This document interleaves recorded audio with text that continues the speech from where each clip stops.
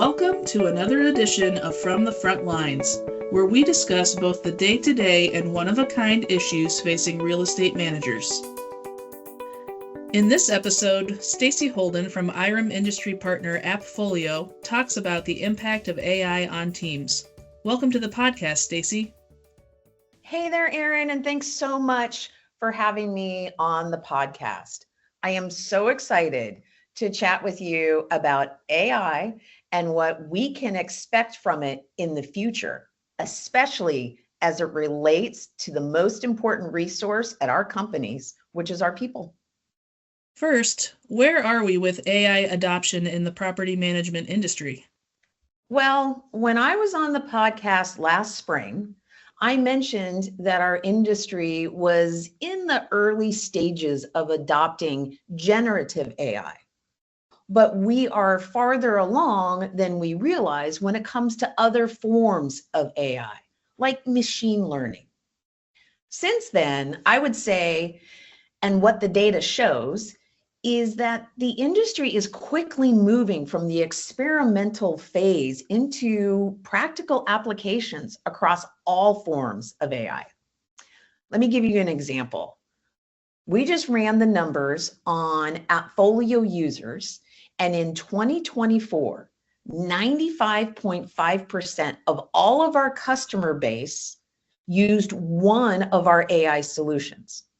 Now, with that being said, if you asked all of those users, are you currently using AI technology today? Would they all say yes? No, probably not. And actually, I think that's perfectly fine. Our industry doesn't need AI for the sake of AI. The focus should be on the outcomes and the value users get from a solution. And what property managers are finding value using AI for is improving efficiency and controlling costs. And Erin, what is especially exciting is that we're seeing more and more quantifiable results when it comes to the use of artificial intelligence. For example, we partnered on a research report called The State of AI last year, and some of the results people attributed to the use of artificial intelligence was truly impressive. Our respondents reported the use of AI contributed to 15% increase in employee retention rates, up to a 10% decrease in call volume, shaving 7 days off their lead to move-in time, and individuals saving up to 10 hours per week completing their to-do lists. Now, a skeptic could argue that these antidotes and wonder if it's replicable at their business or they can repeat it. And that's totally fair. So for those listeners, I want to give you a little bit of hard data. Take, for example, AppFolio's generative AI communication tool, RealmX Messages. We made that available to all customers at the end of October 2024, just under 3 months ago. Now, from our actual product level data, we can see exactly how many times and how long it takes a user to accept a suggestion and send a message. We can then compare that against messages where the user elects to draft their own responses. Looking at over 500,000 messages sent across our entire user base, we can calculate that over 2,300 hours in the last 3 months were saved from that solution alone. That's not based on interviews or subjective data. That is actual user experience. As more of those stories are told, we can only expect that to fuel even more interest and adoption to AI tools. Really exciting. One of the biggest advantages of AI is efficiency in operations, but people often equate that with reduced staffing and smaller team sizes. Is that the best way to look at AI's impact on teams, or should we think more in terms of AI changing team organization and productivity? I would say for our specific industry, it is definitely the latter. Simply put, in property management, there's often more work on our collective to-do lists than we have the people and the time to do it all. So we really should embrace artificial intelligence as a force multiplier, not a staff reducer.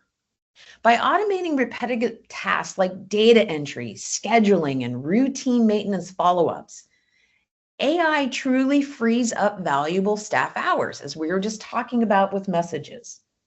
It doesn't mean smaller team sizes. Instead, it enables teams to use their time and skills more strategically. Think of AI as a way to expand existing team capabilities and not replacing them. And that's not just my opinion. In another research initiative we completed recently, a leader in our industry put it beautifully when we interviewed them. They said they love AI and believe it can help, but they still need the same number of people on their team because they're in a customer service industry. Their message has always been that it's people that can make us.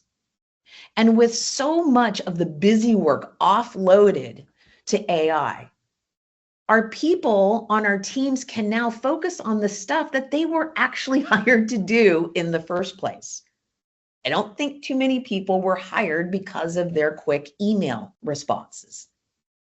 It's the higher value responsibilities, such as nurturing resident relationships, offering personalized services, and building stronger communities. These are the tasks that demand genuine human interaction and can't be replicated by AI. Now, there's an author out there by the name of Daniel Pink, and he was actually one of our keynote speakers at AppFolio's Future Industry Conference last fall. I think his framework around employee motivation is incredibly timely as we incorporate AI into our workplaces. So Daniel suggests that what really motivates us at work is a combination of mastery, the urge to get better skilled, autonomy, having a degree of control over exactly achieve your goals and how you do that, purpose, the desire to do something that has meaning and it's important. The promise of AI is there can be more mastery, more autonomy, and more purpose in the rules that our industry creates. Yes, that definitely means that some of the roles will change as these rote tasks are removed, and we may shift on how we organize our teams and do things every day. But we should really celebrate that, because what that'll mean is higher job satisfaction and less turnover within our industry. It's a really great time. We often hear the terms centralization and specialization when talking about AI's impact on property management operations. Can you explain those terms and their relationship to AI and property management teams? Absolutely, Erin. First of all, let's acknowledge that word, centralization, is a term that can conjure mixed emotions. For some, it's a path towards the pinnacle of operational efficiency. For others, it may be viewed as reshuffling exercises that are driven by corporate. But for the purposes of what we're going to talk about today, let's just think about it like a math equation. Centralization equals specialization plus automation. And where AI fits in as a supercharger for automation. And by the way, centralization is an absolutely necessary part of what we were just talking about, creating jobs that have a space for mastery, autonomy, and purpose. Instead of asking our property managers to be everything to everyone, like they need to be the accounting wizard, the positively chipper leasing agent, the handy maintenance tech, and more, all in the same day, specialization gives people the focus necessary to master the roles that play to their strengths, why we hired them. Automation affords people the time and space so that they have autonomy over their workdays. And then our property management industry itself provides plenty of purpose. I mean, after all, we're dealing with people's homes. And there are so many powerful things that we can do for that. So that's what centralization really means and how AI enables it. I'm sure we have some listeners out there whose companies are in the process of implementing AI solutions. What can those listeners do to make the most of AI's potential, and can they turn this into a career development opportunity? 100%, you're absolutely right. AI implementation can be a fantastic career development opportunity, even if not everyone immediately sees it in that way. Here's what I mean. When we think about AI as the latest wave of innovation, similar to the internet in the 2000s or mobile applications in the 2010s, before long, it's going to be difficult to imagine working without AI. Now, an inevitable shift doesn't mean it just happens on its own. You can't just sit back and wait. If you're someone with that interest and drive, there is a lot you can do to embrace AI and grow from it. So, what can that look like for somebody today? Well, first, educate yourself. Consume podcasts, articles, and webinars from reputable resources. I can almost say that word. Like IREM, there is a ton of free and high quality content out there to get you up to speed. Then start playing with AI in your personal life. Use it to plan your next week's meals. Use it to help write a bedtime story for your kid. Or for example, I used it to plan the best dog vacation from Oregon to California. And where would you stay if you had a pet? Now, if your organization's implementing AI, volunteer to be part of that working group. This technology is new to everyone.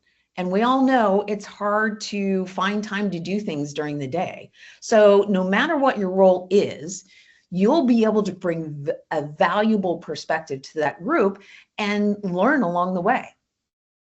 If an initiative like that hasn't been started yet, work with your leaders and teams to identify pilot projects to experiment applying AI to improve the quality and or the speed of your work. What would you want to steer clear of? Don't start using tools on the side without the knowledge of your company to do your job. That is for absolute sure. Now, the willingness to learn, experiment, and collaborate is what builds your leadership profile. And ultimately, that's a real career booster. Being known as someone who can harness the power of AI and answer those questions for both personal and organizational success is a key to the future for you. What skills do you recommend listeners develop in order to adapt to AI in their management companies and properties? So this is the really exciting part because AI can handle more of the routine, tactical tasks. People will be free to focus on the bigger picture and more strategic stuff. And that doesn't require developing different skill sets. Generally speaking, I believe we'll see a growing of importance around the softer skills and emotional intelligence, communication, problem solving, creative thinking, and teamwork. Those are the skills that will be in demand since you will be essentially able to offload specialized knowledge and task completion to AI, accessing it if and when you need to. That said, I'll also give you two additional more specific skills that I think will be valuable as we work alongside AI. First, you'll want to get comfortable with the actual prompting AI. learning the best ways to ask it questions to get the answers you're looking for. Think about it like delegating a task to the most high-performing but literal-minded person you know. The better you get at writing clear, specific prompts, the more valuable these tools become. If you don't know how to effectively communicate what you need, you're only going to get a fraction of AI's potential. The second is that if you are in a leadership role in your organization, change management, that's a big one too. You need to be able to bring your team along on this transition, which, like any change, can definitely feel a little unnerving and make them see how an AI tool is really not a replacement, but an enablement. In what ways has the use of AI changed the decision-making process in property management teams? Do you think it's improved decision-making or introduced new challenges? Well, can I say yes to both? So first, I'll start with a challenge. Rather than introduce new ones, I'd say that AI is laying bare challenges we've had for years. What it comes down to is how we organize and maintain the data in our businesses and generate processes every day. This has always been a challenge, but we've been able to overcome it, so to speak, through manual efforts. Because data wasn't really accessible in any way, you or your team would cobble together 3 or 4 reports in Excel, and along the way, you're cleaning up your data so the insights you generate are accurate. In a lot of ways, this leaves a lot to be desired. It's incredibly resource intensive, and insights quickly become out of date. But they did provide a level of review. Now, generative AI makes accessing your data not only incredibly easy, but you can also take action on what you learned immediately. For example, in the course of a few prompts, I can ask AI to compare the renewal performance between properties within my portfolio, uncover a pattern of maintenance issues, take action by creating and, in some cases, reassigning work orders, and notify residents that we're proactively resolving an issue for them. Well, that's pretty cool. Well, it is. That would definitely fall into a category of improving decision-making, but it also assumes that the results you're able to now self-service are accurate. And that's hard to do if you've got fragmented and modularized technology stack. That means just data all over the place, which is why we believe the approach we've taken at AppFolio is essential to take full advantage of the power of AI in a predictable way. You need to be able to use centralized data, meaning all the data, operations and running reports from one location. The upshot to all of this done right is that AI will enable us to shift from a reactive to a proactive management style. Equipped with AI-driven insights, leaders can make faster data-backed decisions. And when admin-heavy tasks are handled by AI tools, teams can respond more swiftly to make changes and internal needs, empowering them to scale their businesses without being held back by mundane stuff. It is really exciting time to be part of our industry, and I cannot wait to see where we go from here. Thanks for joining us, Stacy. Oh, Erin, this was so great. I always love being part of the IREM podcast and the IREM crew. It was a lot of fun, and I can't wait for the next one. Visit irem.org for more knowledge to take on real estate management's most dynamic challenges. That's www.irem.org.